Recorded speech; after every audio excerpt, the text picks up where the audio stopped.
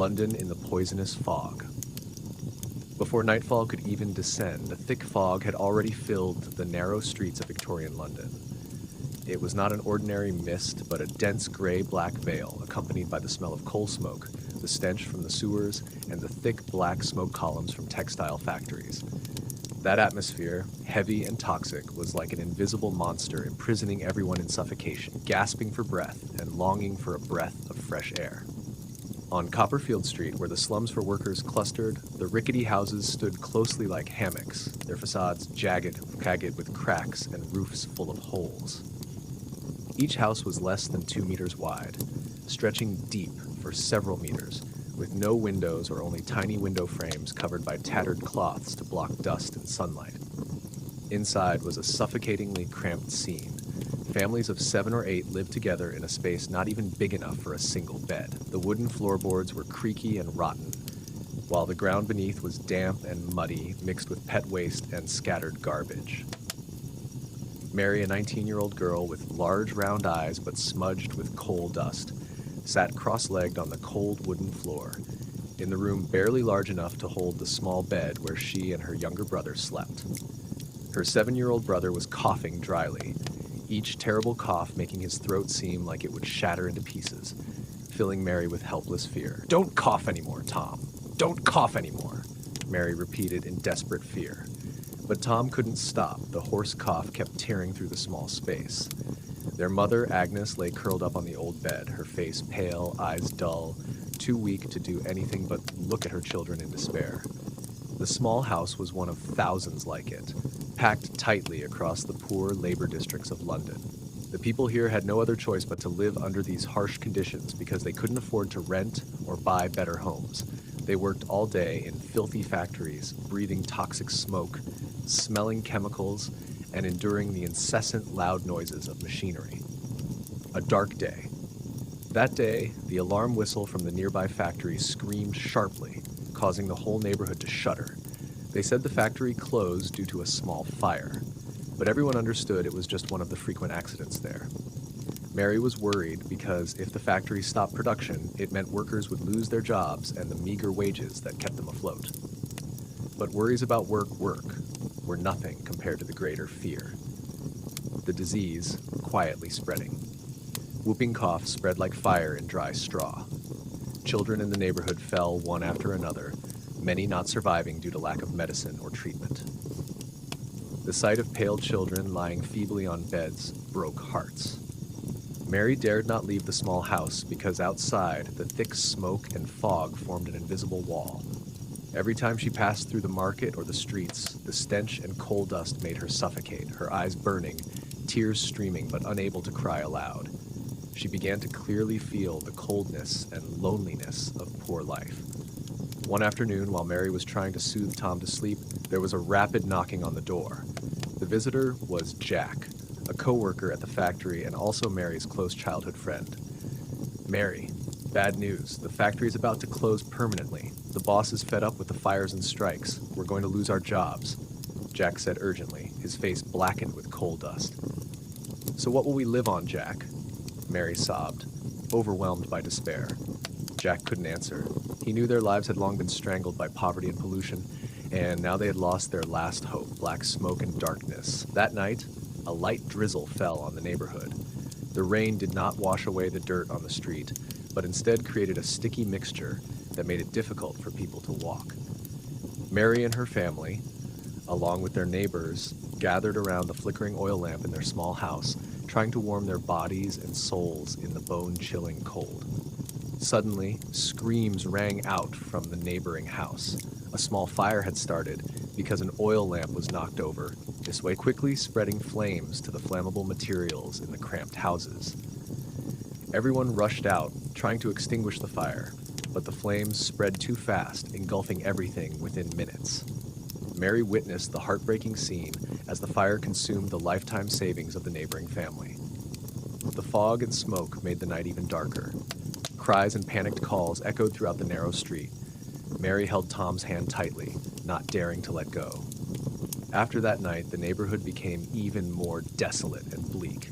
Survivors like Mary had to brace themselves amid hardship, surrounded by dust, disease, and rising violence caused by poverty. A faint hope.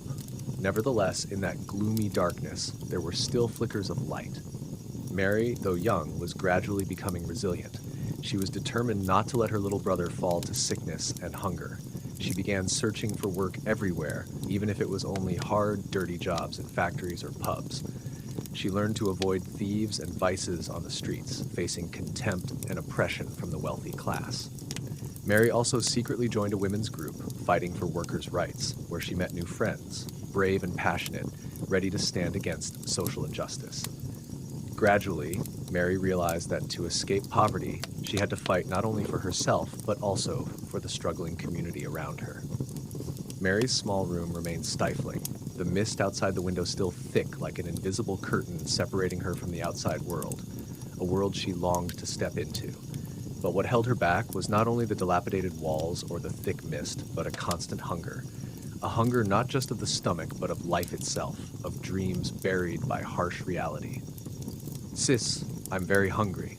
Tom, Mary's little brother, small and pale, spoke timidly with a weak voice. The boy was skin and bones, his eyes dark and swollen as if wanting to cry, but too tired to shed tears. Mary hugged Tom tightly, silent tears streaming down her cheeks. "I know, Tom, I'm hungry too." She silently told herself to be strong for both of them, but her heart felt like it was being squeezed. Their family's meals were only a bowl of thin porridge, sometimes cooked with water from boiled, wilted vegetables or a few mushy sweet potatoes. Not enough energy to fight the bitter cold of London winter. Sometimes, Mary's dinner was reduced when her mother had to share the meager food with the younger siblings. The people of Copperfield neighborhood lived in a world where food became a luxury, something only the rich dared to touch. As for them, the working class, they had to tell themselves that just surviving each day was enough. Having enough to eat was a luxury. The devastation of hunger, Tom's body grew weaker, his skin pale and loose like a torn garment, no longer able to keep warmth. Each cough seemed to drag him to the edge of pain, his body shaking in convulsions. Mary feared that sickness would take away her beloved brother, as it had taken so many lives around her. One morning, while Mary went to fetch water at the communal well, she heard the worried whispers of the mothers in the neighborhood. "We have nothing left to feed the children. Yesterday, my baby fainted on the street from hunger. I don't know what will happen if things keep going like this," a mother said with a trembling voice. Mary could no longer sit still. She knew that a single bowl of thin porridge could not help Tom or the other children. She decided to seek help despite fear and danger. The journey in the dark. That day, Mary wrapped herself tightly in a torn coat and quietly stepped out of the slum.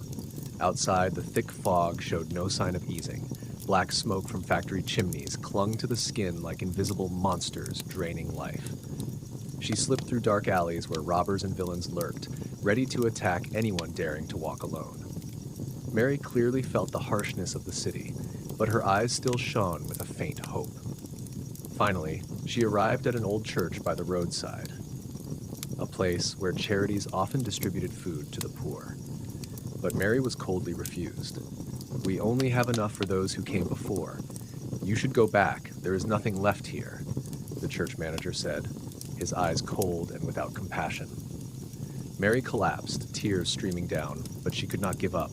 She vowed to herself that she would find another way and would not let Tom and the children in the neighborhood die of hunger, the stranger's appearance. As Mary sat dazed on the church steps, a man appeared.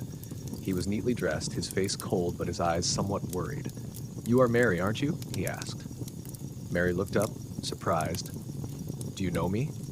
"I know more than you think," the man said. "My name is Samuel. I work for an organization that helps the poor. But this is not easy. I need you to help me with something." Mary felt suspicion and curiosity mixed inside her. "I know you are trying to save your brother and everyone in the neighborhood. But if you want to change anything, you must face the dark truth about those exploiting their poverty." Samuel continued, "I need you to be my guide to take me deep into the slums where no one dares to step." Mary hesitated, scared, but also realized this might be her only chance. Stepping into hell, Mary led Samuel through the darkest alleys where the stench, garbage, and disease spread indescribably. She showed him places where skinny children, exhausted women from work, and elderly people writhing in pain without medicine lived. Samuel was stunned by that harsh reality and told Mary about human trafficking, criminal organizations exploiting poverty to exploit people. They controlled food supplies, medicine, and even shelters for the poor. Mary felt anger and pain, but gradually understood she was not alone. There were people like Samuel, few though they were, silently fighting to make a change. The endless fight. Mary and Samuel began planning to mobilize help from major charities and wealthy people who could bring food, medicine, and hope to the poor. But nothing was easy. Criminal organizations and rich elites did not want to lose their power and benefits. They tried to block, threaten, and pressure to keep the status quo. Mary was followed and even attacked one dark night while delivering food to children. But she did not back down. Every pain, every despair, she remembered Tom's weak eyes, and that was the motivation for her relentless fight. After long days battling hunger and disease, Mary understood that to break the vicious cycle of poverty, she and her family had to enter London's ruthless industrial machine, the factories and coal yards. But she never imagined that place would take not only strength, but also the lives of people in her situation. Early morning, when the city was still engulfed in thick fog, Mary and hundreds of other workers gathered outside the gate of a large spinning factory. Hollow, pale faces and tired eyes showed resignation and despair. Women, men, and children under 12 all lined up waiting to work. The meager wages were only enough to buy a bowl of thin porridge after a long day. Mary knew she had no other choice. She had to work, endure to support her brother, and keep the fragile life of her family. Stepping into the factory, the air was hot, full of smoke and the pungent smell of chemicals that seemed to suffocate anyone. The giant spinning machines screeched loudly, making ears feel like they would burst. Mary felt waves of burning heat on her skin, and black coal dust clung all over her face and hair. The repetitive manual labor caused muscle aches, but if delayed even a second, workers could lose their jobs or even their lives in unexpected accidents. In a corner of the factory, a boy about 10 years old named William was struggling to pass bundles of thread through the machine. His small hands repeatedly caught in the spinning wheels, making him hold his breath, too scared to cry out. Mary glanced at him, her heart aching like it was being cut. "William, be careful," Mary whispered, but she could do nothing more than continue her work. At that moment, a piercing screech rang out, followed by frantic screams. A male worker, John, Mary's colleague, was caught in the coal press machine, blood spraying everywhere, and pitiful cries echoed throughout the factory. Mary was frozen, her legs ready to collapse. Everyone rushed to help but was too late. John died on the spot, the newest victim of brutal working conditions. The eyes of helplessness. At night, when Mary returned to the small house, aching all over and exhausted, she saw her mother and Tom waiting in the dark. Tom was weaker than ever, each breath seeming about to stop. Mary knew if there was no money for treatment, her younger brother would not survive. But she also knew that no matter how much she worked, the meager wages were not enough. In the darkness, she sat beside Tom, holding him in her arms, silently promising not to let death or the cruelty of industrial life defeat her. Sleepless nights and secret plans, Mary was not alone in this fight. She began to seek out those in the same situation, factory workers, including children and women who had suffered abuse and exploitation. They secretly gathered in abandoned houses, sharing stories about accidents, injustice, and dreams of a different life. Mary stood up, becoming their spark.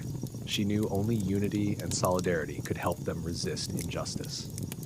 One day, she received news that some workers had been fired for participating in a strike. The factory managers did not hesitate to expel anyone who dared to demand their rights.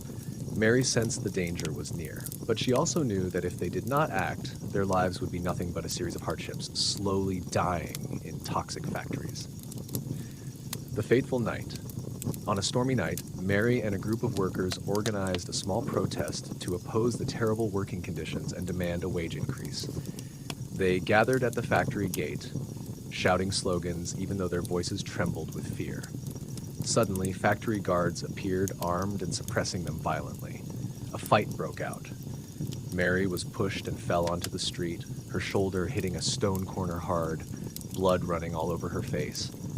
but she still struggled to stand, her throat hoarse, but her shouting never ceased. John, the elder in the group, though injured, tried to help Mary stand, but then the police arrived, arresting many workers. Mary was handcuffed and taken onto a horse-drawn carriage like a criminal. Darkness ahead. In the prison, Mary faced utter despair, but she did not give in. Within the cold walls, she wrote letters, calls for help sent out to those who could still listen to the voice of the poor. Tom's health worsened day by day, but Mary knew only by fighting could she change the fate of her family and fellow struggling workers. The night covered the sky of London, but could not hide the slender figures struggling to survive in the foggy city filled with poisonous coal smoke. They were women and children, fragile souls abandoned amid the cold industrial machinery and ruthless society. Mary, now one of the leaders among the workers fighting for their rights, could not deny that the greatest pain she witnessed belonged to the weakest. Tired women, young girls just grown but already burdened with the weight of life's debts. The unspoken pressure of women froze. Before each dawn, the women in the slums like Mary, Sarah, and Lily started their day weighed down by countless burdens. Not only did they have to earn a living to support their families, but they also faced society's indifference, exploitation from employers, and the risk of abuse at any moment. Sarah, a single mother of two, was among them.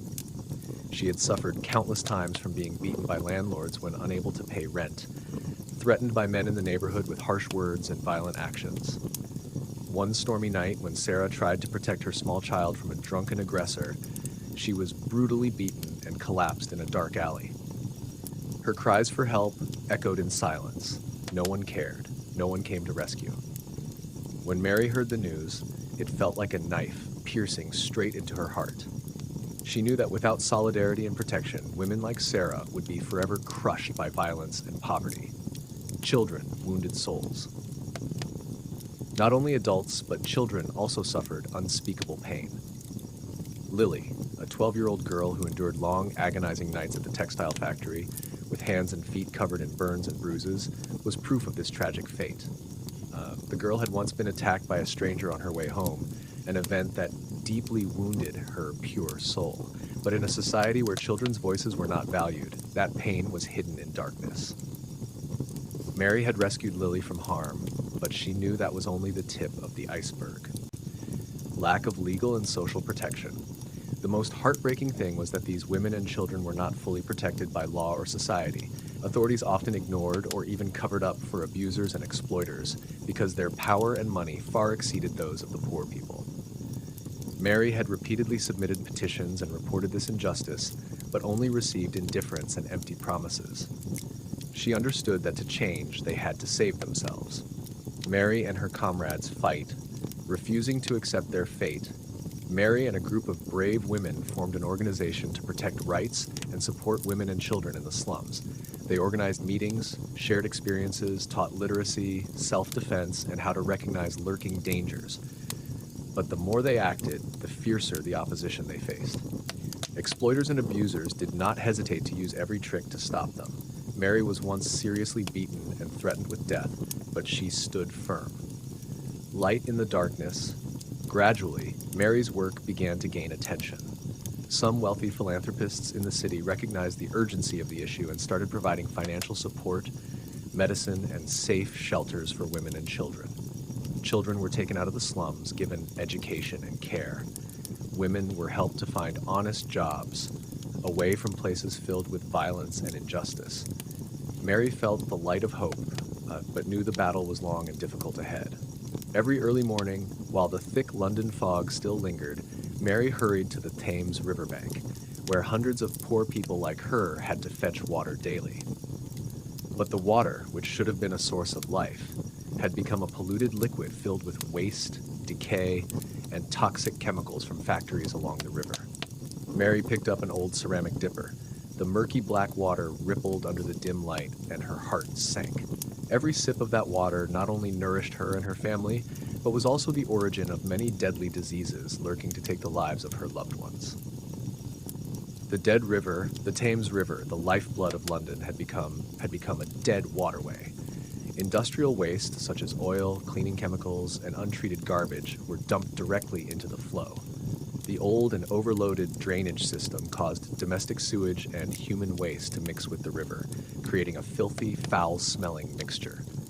Mary knew very well the danger of this river. Her younger brother, Tom, had been hospitalized for weeks with acute diarrhea, a common disease known as the White Death, because it took the lives of many poor children. A horrifying night. One night, while Mary's whole family was asleep, screams tore through the dark slums. Tom suddenly had a high fever, his body burning like fire, vomiting continuously. Mary panicked, using all the crude Western medicines and folk remedies she knew, but still couldn't reduce his fever. Agnes, her mother, was also sick, bedridden for many days with intestinal disease. The disease spread quickly through the neighborhood. Many other children fell ill, filling the air with suffocating despair. The battle with poisonous water, Mary knew that without clean water, they could not escape this epidemic. She began reaching out to people in the area, persuading them to take action together. They tried boiling water before drinking, but fuel was too expensive. Many elderly people were too weak to boil water, and many children still drank water directly from the river because they had no other choice. Mary organized small meetings, calling on everyone to keep the environment clean, clear away trash, and prevent sewage from flowing into water supply areas. But those efforts were like salt thrown into the sea when human strength was too small compared to the widespread pollution. The cruel truth.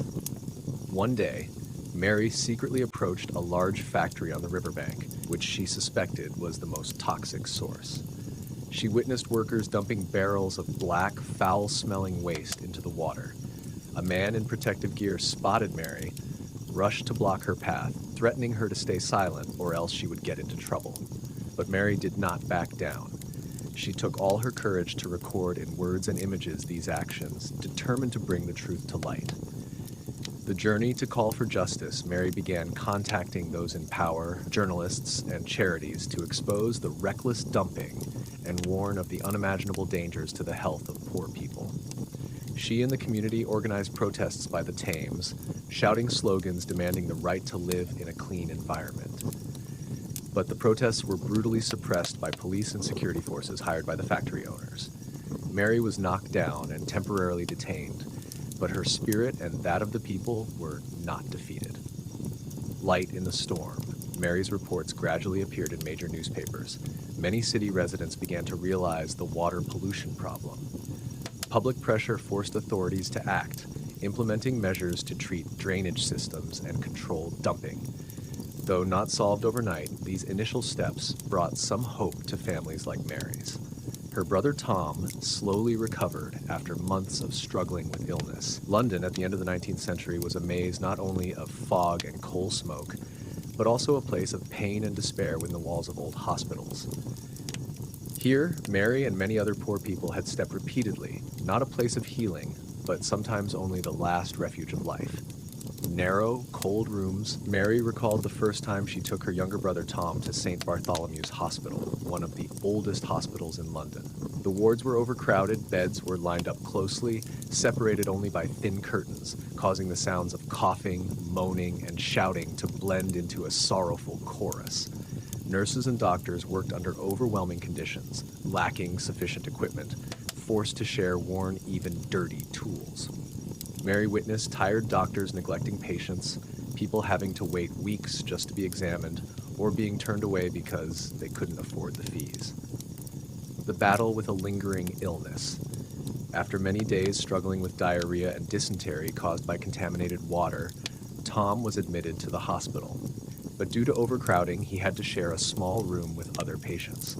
Mary could not leave her brother's bedside, watching each painful spasm make Tom pale and weak. Doctors came for hurried examinations, unable to spend much time on each patient, seeming to have lost faith in the boy's recovery. One day, when Mary left the hospital to get water for Tom, she overheard nurses whispering about severe medicine shortages and cases of death caused by lack of timely care. Unhealed pains, Mary not only witnessed her brother's suffering, but knew many other families were in the same situation. The hospital lacked not only material resources, but also compassion. Some were rejected by doctors because they could not pay. Others had to lie in hallways without proper medical care. Many children died from simple diseases that could have been cured if treated promptly. Mary painfully realized that the city's healthcare system was suffocating the lives of poor people like them. Confronting injustice, unable to accept the reality, Mary began campaigning, calling for help from charities and social activists. She shared the heartbreaking stories she had witnessed, emphasizing the urgent need to improve the healthcare system for the poor. But these voices met with indifference and opposition. The wealthy did not want to spend money on the pitiful, and those in power feared losing privileges and resisted change. Mary was once threatened and pushed out of city council meetings when she spoke out on this issue, but she did not give up. The journey of perseverance, Mary collaborated with journalists and media organizations to bring these stories to light. She organized meetings to raise awareness, encouraging people to maintain hygiene and prevent disease. Together with volunteers, she campaigned to collect medicine and medical supplies to help poor patients who could not afford treatment. Step by step, these efforts began to make an impact, leading to some small hospitals improving, adding beds and doctors, and healthcare organizations starting to pay more attention to the poor communities.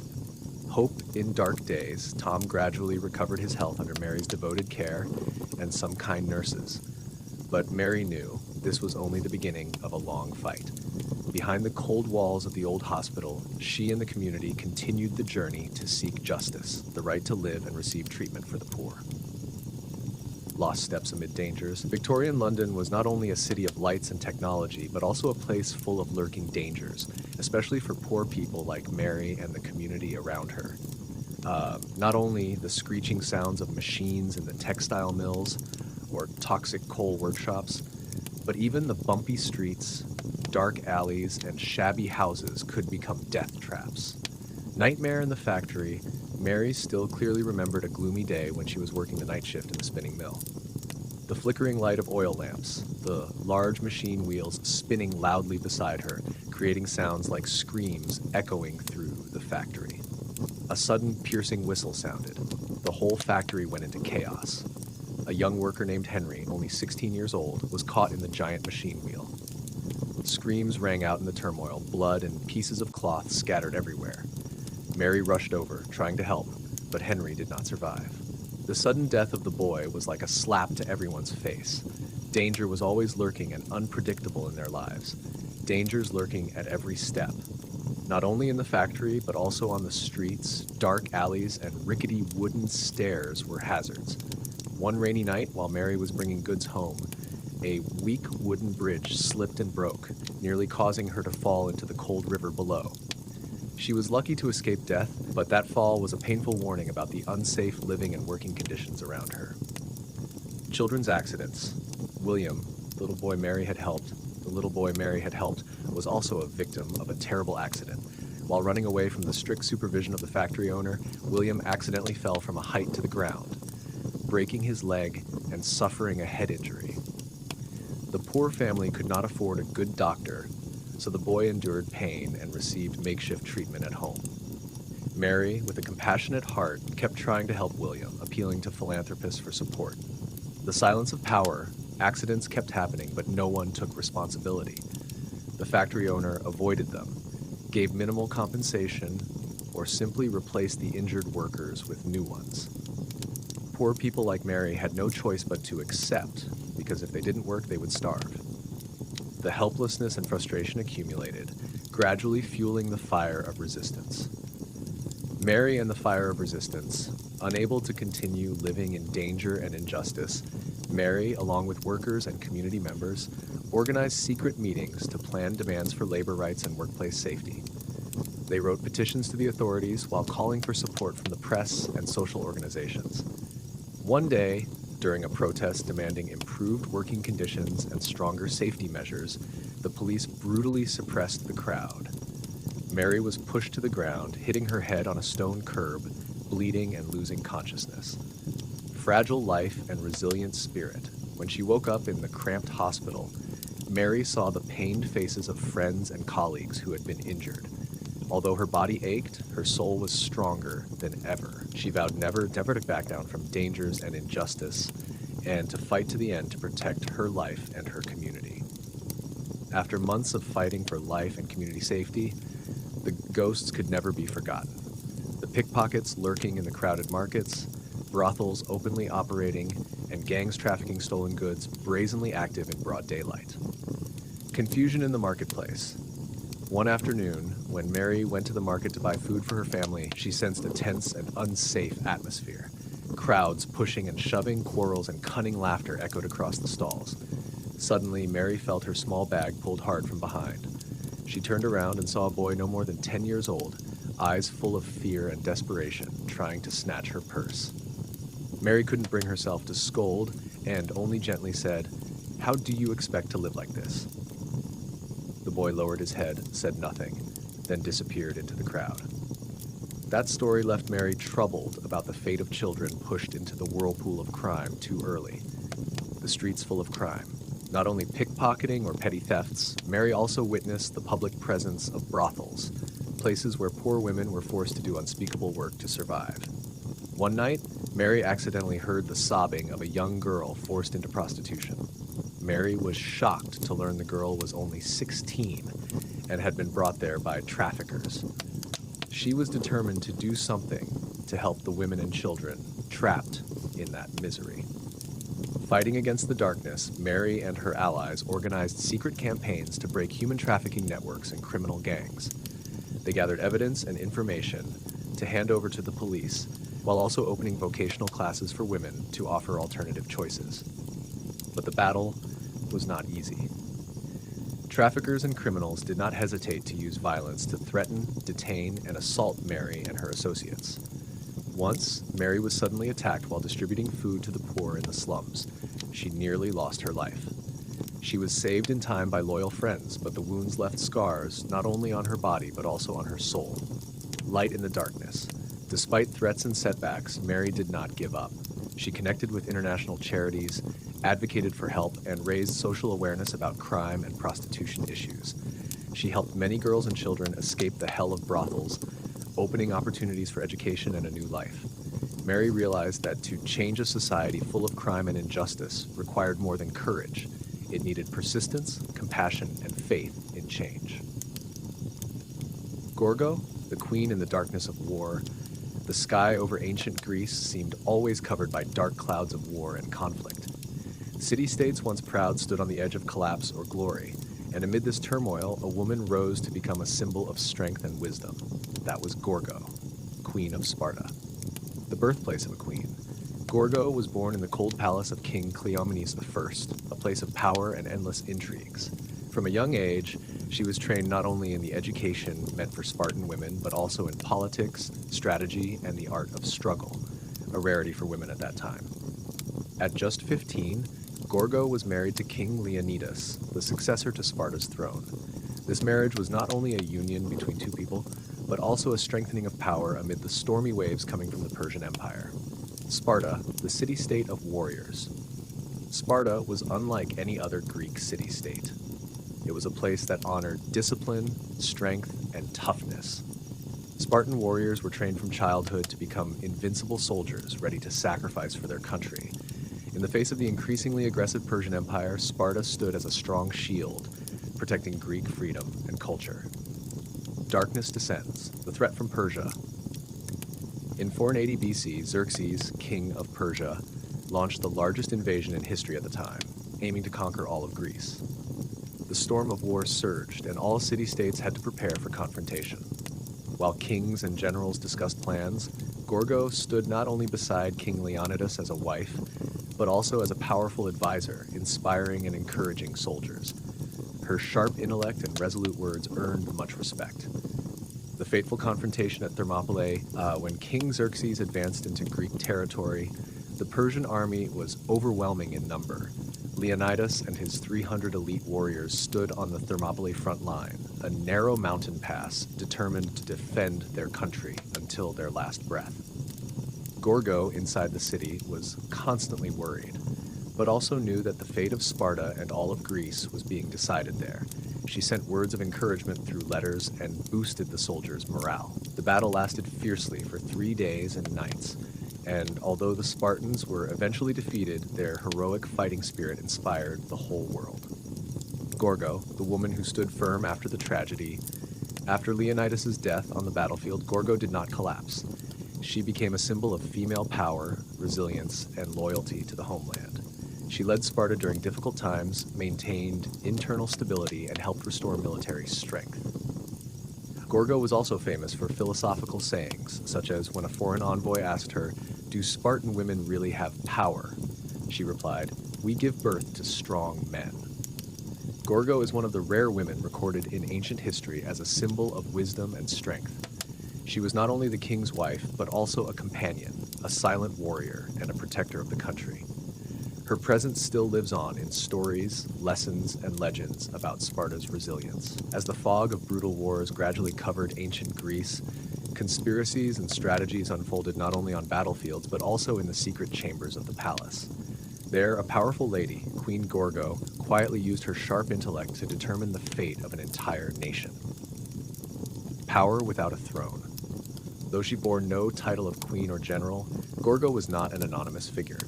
She was the wife of King Leonidas, commander of the legendary 300 Spartan warriors, and daughter of King Cleomenes, who once ruled Sparta with an iron hand. From childhood, Gorgo was trained in the harsh Spartan environment, where women were not only gentle wives, but also spiritual warriors. Many times when important Spartan council meetings reached deadlocks or were full of disputes, Gorgo offered sharp advice that helped kings and generals gain new perspectives and make wiser decisions. A warning in the dark. When news spread that the Persian Empire under King Xerxes was preparing to attack Greece, kings and generals appeared confused. They were uncertain about strategies and their chances of victory against a large and powerful army. In a secret meeting of city-state leaders, Gorgo was invited to attend as a special advisor to King Leonidas. She said, "We cannot rely only on weapon strength and numbers. The Spartan warrior spirit, resilience, and unity are the key. If we lose faith in ourselves, we will lose not to the enemy, but to our own hearts." Gorgo's words were like a flame, lighting up the darkness, stirring everyone's hearts and making them reflect on their national spirit. The queen's strategy: she proactively proposed tactics using the narrow terrain of the Thermopylae Pass as a defensive position, leveraging the strength of the 300 elite Spartan warriors. Gorgo also instructed King Leonidas to prepare the soldiers and citizens mentally, creating an unbreakable unity. Not only in strategy, Gorgo was also the organizer of a strong rear. She took care of soldiers' families, encouraged morale, gathered intelligence, and conveyed necessary encouragement. Conspiracies and betrayal. While Gorgo focused on war preparations, some figures within Sparta and allied city-states conspired to betray. They sought to overthrow power and collude with the Persian enemy. Gorgo swiftly detected unusual signs, silently investigated, and dealt with the traitors, maintaining unity for the battle. The confrontations in the shadows between her and the rebellious forces were tense and dangerous. The Battle of Thermopylae and the great sacrifice at Acrae. Under Leonidas's leadership and Gorgo's thorough preparations, 300 Spartan warriors, along with steadfast allies, stood firm against millions of Persian troops. The battle lasted 3 days, fierce and tragic. Although ultimately betrayed and defeated, their fighting spirit became legendary, inspiring all of Greece to rise up against the invaders. During those painful days, Gorgo continuously sent words of encouragement, maintaining the faith of the people and soldiers. The Queen of Momentous Decisions. After Leonidas' sacrifice, Gorgo continued to hold spiritual power in Sparta. She faced pressure from ambitious rivals and threats from outside. She became the chief advisor to the succeeding kings, playing a central role in coordinating subsequent campaigns against the Persian Empire. Gorgo's influence went far beyond that of a traditional queen, becoming a symbol of strength, intelligence, and decisiveness of women in ancient history. Gorgo, the Iron Woman of Sparta. Amid the lush hills and majestic valleys of Laconia, the city-state of Sparta was known not only for its steel warriors, but also for women possessing extraordinary strength and intellect. Among them, none could compare to Gorgo, the queen with a visionary foresight who became a living symbol of resilience and female wisdom in a harsh society. The bloodline of a warrior. From childhood, Gorgo was raised in an atmosphere unlike other princesses of her time. In In Sparta, women were not only keepers of the hearth, but also entrusted with authority and responsibility in family, society, and even politics. She was trained not only in domestic arts, but also in tactics, philosophy, and governance. Her parents, King Cleomenes, taught her that strength lay not only in muscles, but also in intellect and willpower. Respect and power. Unlike many other parts of the ancient world, Spartan women were respected and had a strong voice. They were allowed to own land, manage assets, and decide many family and social matters. Gorgo was a prime example of this role. She was not just a queen, but a respected advisor who could frankly offer opinions and even challenge generals and kings during important meetings. Sharp wit and words like swords. Mary, a Spartan soldier under Gorgo's command, once recounted hearing the queen respond to a foreign envoy with such sharp words that no one dared doubt her competence. When the envoy asked, "Are Spartan women really as powerful as rumored?" Gorgo replied, "We give birth to strong men. Spartan women are not only heard, but also speak, and none of us wish to see our land weakened." Those words were not only a declaration, but also a warning to anyone who underestimated the strength of Spartan women, the architect of peace and war. Besides advising her husband, King Leonidas, Gorgo maintained internal stability within the city-state. She coordinated secret meetings, handled internal conflicts, and mediated between different factions. When wars broke out, she not only stood by her husband on the spiritual battlefield, but also organized the home front, cared for soldiers' families, and rallied support from the entire populace. The Spartan woman image, a blend of strength and gentleness. Gorgo showed not only toughness and resilience, but also a gentle femininity, knowing how to care and empathize. She taught her daughter and other women in the city-state how to preserve dignity and educate children to become exemplary warriors and citizens. It was this harmony between strength and love that created Sparta's enduring power. An enduring legacy. Gorgo was not only the queen of an era, but also a timeless symbol of female strength. She proved that women could be the hearth keepers of their families, true strategists, and the soul of a powerful society. Her image is still remembered in stories, legends, and epics, inspiring countless generations of women to come. Within the ancient walls of Sparta, where the footsteps of resilient warriors once echoed, the image of Queen Gorgo remains like a flame that never goes out.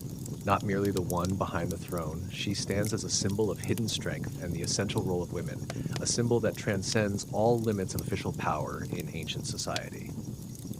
The power of darkness.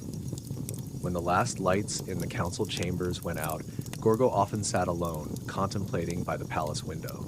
She understood clearly that true power did not only come from the throne or weapons, but from wisdom, determination, and the ability to understand people. In an era where official power belonged to men, Gorgo quietly built her influence through sharp words, strategic decisions, and deep empathy for the people. A source of inspiration for future generations. Centuries later, the story of Gorgo continues to be told in schools, seminars, and popular culture as a testament to women's strength. She inspires women not only to accept limited roles, but to dare to step out, lead, and change the world. Historians and philosophers regard Gorgo as a symbol of overcoming social barriers to contribute to community and country. The role of women in leadership and strategy. Through her actions and decisions, Gorgo demonstrated that women are not only steadfast supporters, but also brilliant strategists. Her profound understanding of people and political situations helped her make wise choices that guided Sparta through severe crises. Lessons from Gorgo encouraged later generations to reconsider women's roles in leadership, from families to nations, protecting the community with wisdom and courage. Gorgo was not only a protector of her throne, but also a defender of the entire community. In Sparta's darkest times, she was the guiding light, maintaining unity and the people's faith. Her bravery in facing internal rebellions and the Persian Empire became a precious lesson in resilience and loyalty. Timeless influence. Today, Gorgo's image is embraced by many feminists and equality advocates as a symbol. She reminds us that power is not merely titles or ranks, but the ability to influence, inspire, and transform society. Gorgo stands as a vivid example that women can master their destiny and their communities, no matter the circumstances. jewels in the fiery desert. The vast desert stretches under the blazing sun, the sand scorching beneath a cloudless sky. This is a place where nature is harshest, as if wanting to swallow all traces of life. Yet amid this harshness, the magnificent palaces of the Umayyad dynasty stand like precious jewels, proudly challenging both the desert and time. The iron will of an empire. When the Umayyad dynasty ascended to power, they aimed not only to build an empire, but also to assert their authority and architectural sophistication right in the harshest land, the vast deserts of the Middle East. The dynasty's leaders mobilized thousands of workers, builders, and artisans from all over, braving the scorching heat and the harsh environment. They were determined to create castles not only to protect the territory, but also to embody culture and power. Qasr Amra Castle, a masterpiece in the desert. Qasr Amra, one of the most famous castles of the Umayyad dynasty, rose like a luxurious oasis amid the boundless desert. Towering walls, intricate murals depicting mythological scenes, hunting, nature, and court life adorned the site. Inside, large banquet halls with radiant domed ceilings, decorative details in gemstones and plaster amazed all who entered. Sophisticated water conduits and baths were designed to create a serene, luxurious world amid the harsh heat outside. The struggle for survival. But to build these structures, workers faced severe challenges. Temperatures could rise above 50 degrees Celsius, sandstorms swept violently, and fresh water was a rare luxury. Many fell ill or died due to the harsh working conditions. The construction supervisor, a talented engineer named Hassan, faced small revolts when workers complained about poor working conditions. He had to maintain progress while preserving unity and safety for thousands. Intrigues within the palace. Not only was the desert harsh, but inside the castles there were plots and power struggles among princes and officials. One night, in a secret meeting room under Qasr Amra's basement, a coup plot was laid out. Hassan overheard the conversation by chance, standing between two choices: silence to protect his life and the project, or speak out to save the dynasty. His choice would affect the fate of the empire and the splendid castle itself. Fire and sand, the ultimate trial. During a fierce sandstorm night when the winds roared like firestorms, Qasr Amra was threatened with collapse. The walls were eroded by sand, water reserves ran dry, and many workers disappeared in the storm. Hassan and the rescue team faced danger to save the structure and those trapped. They fought nature's fury with perseverance and creativity, showing the power of human will in conquering nature. Legacy of greatness. Today, despite the vicissitudes of history, the Umayyad castles remain, enduring proof of human creativity and resilience. They are not only architectural works, but also stories of life, of people daring to challenge and master nature. Where civilizations converge. In the vast Middle Eastern desert, where sun and wind burn away traces of time, the Umayyad castles rise as testimonies to human strength and extraordinary creativity. What makes these structures special is not only their luxury or refinement, but also the intertwined story of many civilizations, creating a unique, mysterious, and captivating artistic style. The journey of architect Hassan. Hassan, chief engineer of Qasr Amra, was not only a builder, but also a deep understanding of cultural values. Once a student of Roman artisans, he traveled widely, learning the architectural essences of Byzantine, Persian, and Arab styles. When assigned the task of building a castle in the scorching desert, Hassan carried all that knowledge as a luggage to create a miracle. The convergence of civilizations in Laigotar. Every wall, every dome, every mural in the castle tells the story of cultural fusion. The soaring domes bear the strong Byzantine imprint, decorated with intricate patterns inspired by nature and Roman mythology. The delicate geometric motifs reflect Persian art, symbolizing harmony and eternity. The soft, flowing Arabic calligraphy blends with traditional illustrations, creating an overall picture both mysterious and vivid. Intrigue and power struggles in art tar, but within that beauty lay contradictions and power struggles. A group of conservative court officials believed the mixture diluted the Arab identity and tried to block and alter the design. Hassan stood amid pressures, facing sabotage plots and threats to his life. He had to use both wisdom and courage to protect his work and the diverse cultural values. The battle of colors and shapes. One night, as precious stones were being transported to the castle, the opposition arranged sabotage, causing a massive fire at the storage. The blaze fiercely threatened to consume the entire structure and all the precious artworks.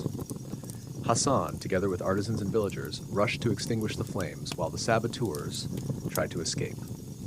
The struggle in the dark night between fire and sand became a symbol of the fight to preserve culture in a turbulent world. Rebirth and preservation. After the fire, the structure was restored with help from various civilizations, each contributing part of their essence. This event was not only a physical restoration, but also a milestone of unity and mutual respect amid cultural diversity. Qasr Amra and other castles became symbols of unique cultural convergence, reflecting humanity's long journey of integration and development. In the harsh Middle Eastern desert, the Umayyad dynasty's castles were not only lavish palaces, but also centers of power, diplomacy, and political symbolism that made all rivals cautious. Here, architectural artistry combined with political wisdom created a world both mysterious and powerful. Royal Retreat Qasr al-Hayr al-Sharqi, the famous Umayyad retreat castle, nestled in the desert like a sparkling jewel under the sun. Steam baths, fruit-laden gardens, rooms decorated with shimmering tiles, and cool fountains made it a luxurious paradise for the royal family to relax after stressful days. King al-Walid and the Queen often came here to escape the pressures of Damascus, rejuvenate, and plan important campaigns. Center of diplomatic power, But the splendid walls were not just for rest. Here, envoys from many kingdoms and empires gathered, bringing messages, treaties, and proposals. At a lavish banquet, when oil lamps shimmered on gemstone walls, diplomats fiercely debated territorial boundaries and economic interests. The Umayyad king and ministers used wisdom and skill to steer negotiations, avoiding conflicts that could lead to war while asserting the dynasty's position and strength. Intrigue in the shadows? Not everything went smoothly. Outside the lavish parties, political ghosts were lurking. A group of disgruntled officials conspired to overthrow the king, exploiting tensions among factions within the court. Mary, a fictional character representing a loyal official, accidentally discovered the plot when eavesdropping on a secret meeting in the castle's basement. She had to choose: remain silent to protect herself or expose the betrayal, risking assassination. That tense night became the turning point, deciding the fate of the dynasty. A symbol of majestic power, these castles were also symbols of power, representing solidity and the ability to conquer nature, transforming the arid desert into a place to live and a cultural center. The sturdy walls, towering watchtowers, and wide gates were a firm declaration of the Umayyad status before hostile forces. Whenever armies marched into the city, the sight of these magnificent castles reminded them of the dynasty's unshakable strength. The blend of luxury and danger, but luxury and power always came with danger. On a new moon night, the castle was suddenly attacked by enemy forces from outside. The guards quickly raised the alarm, and warriors prepared to fight in the darkness and the howling desert wind. A dramatic life-and-death battle took place both inside and outside the fortress walls. Duels, internal betrayals, and the cunning of loyalists painted a vivid picture of life within the castle. Victory and consolidation. Despite the danger, the court leaders coordinated in time to defeat the assault, strengthening their power and unity. That event became a symbol of the Umayyad dynasty's strength and resilience. The castle continued to be the power center where major decisions were made, affecting the vast Middle Eastern region. When time began to take shape, after humanity's earliest days on Earth, when light and darkness were still vague concepts, people began to observe nature more closely. They were no longer mere survivors clinging to instinct, but started seeking patterns to predict, prepare for, and control life. The moonlight in the night sky. Taro, a curious boy from the tribe, had witnessed the moon's miraculous cycles. From a small crescent to full and then waning, the moon seemed to tell him the story of time. One night, when the moon was a full crescent like a small boat on the sky sea, Taro sat by the campfire with Grandma Shara, discussing this strange change. "We can use the moonlight to know when the first night and the last night of a month are," Taro suggested. Mrs. Shara looked at her child with a tender yet wise gaze. "If we can predict, we will know when to sow seeds, when to harvest, and will no longer fear unusual weather and seasons." the solar cycle and the changing seasons sinner. Not only the moon, but the sun was also a great teacher. Each day, sunlight begins from the east and sets in the west, but the length of daylight is not fixed. Some days are longer, some shorter. The tribe began to record these changes, understanding that they were signs of the seasons throughout the year. The rainy season, dry season, warm season, and cold season came in turn, directly affecting life and survival. The birth of the first calendars. From these initial observations, primitive people began to create systems for recording time. On stone, wood, or earth, they carved horizontal lines, circles, or simple shapes to mark each cycle. These first calendars were not complex tools like those later developed, but were enough for them to know the timing for sowing seeds, harvesting fruits, hunting, and preparing for harsh winters. Life in agriculture thanks to the calendar. Thanks to natural calendar systems, the tribe became more efficient in using natural resources. They knew when to move and when to stay put for farming. Harvests became regular, famine decreased, and the population began to grow. Understanding time helped humans start building more stable and civilized communities. Tensions and challenges might connect for space, but the journey to understand time was not easy. Every failed season was a disaster. Those who did not believe in nature's changes continued old ways, leading to hunger and disease. A long, cold winter with dark, cloudy skies disrupted all the tribe's predictions. Many died from lack of food and fire for warmth. Though saddened, Mrs. Shara never gave up faith in natural science. She led the tribe through hardships, continuing to observe, record, and learn. The future of time. The tribe's rudimentary records became the foundation for later civilizations. The Egyptians, Mayans, and Babylonians all relied on natural cycles to build more complex calendars. Taro, who later became the tribe's teacher, passed knowledge to the next generation, laying the foundation for humanity's remarkable development. After the primitive tribe learned to observe the sun, moon, and seasons to measure time, humanity entered a new era, the era of splendid civilizations, where calendars were not only survival tools, but symbols of power, faith, and progress. Mesopotamia, the symphony of sun and moon. On the land between the Tigris and Euphrates rivers, the ancient Sumerians pioneered creating a complex calendar. They combined lunar and solar cycles, creating a lunisolar calendar with 12 months, and added leap months to balance it. Many centuries ago, in the city of Uruk, a young astronomer named Enlil stood every night on the temple rooftop, observing the starry sky, recording every change of the moon and the sun. One night, Enlil discovered a strange discrepancy between the lunar and solar cycles, causing the seasons to shift. He and the scholars urgently discussed and designed a system of intercalary months to adjust this. However, this change was not accepted by all. A conservative religious group feared that interfering with nature would anger the gods. The fierce dispute within the temple almost led to a riot. Enlil stood on the delicate boundary between science and faith, persistently defending the truth, and eventually the lunisolar calendar was accepted, helping Mesopotamian society stabilize and develop. Egypt, the solar calendar of the gods. Across the Sahara Desert, ancient Egyptians placed their faith in the sun, the supreme god Ra. They developed a solar calendar with 365 days, divided into 12 months, helping them predict the Nile flood seasons, the lifeblood of the kingdom. The famous sorceress and astronomer Neferet, during one observation of the stars and sunlight, discovered that the year was divided into clear seasons: flood season, planting season, and harvest season. But when Neferet tried to spread this knowledge, she faced fierce opposition from nobles and priests who feared that the change would undermine their power. In a tense battle of wits, Neferet was accused of witchcraft and imprisoned. But with the help of the people and young scholars, she continued to teach the calendar secrets, becoming a symbol of knowledge and female power. Rome, Julius' calendar, and Caesar's reform. Thousands of years later, as the Roman Empire expanded, it was noticed that the current calendar was no longer suitable, causing religious rites and festivals to fall out of sync. Julius Caesar, with ambition to build a strong empire, hired the astronomer Sosigenes to reform the calendar. Sosigenes based it on the Egyptian solar calendar, adding a leap day every 4 years to balance time. But the implementation of the new calendar was not smooth. The Roman people were confused by the change, priests were unhappy because their rituals were affected. A rebellion broke out, forcing Caesar to use his power and prestige to maintain order.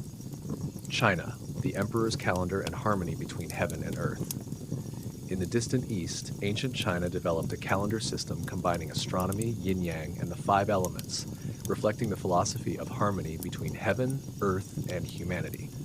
Emperor Huangdi was said to be the first to establish the calendar based on observing celestial movements, creating a complex system to manage seasons, rituals, and governance. But within the royal court, many factions fought for power using calendar forecasts for political schemes. Astronomers and officials faced dangerous plots, and some were even killed for predictions that displeased the rulers. Connecting civilizations, a journey through time.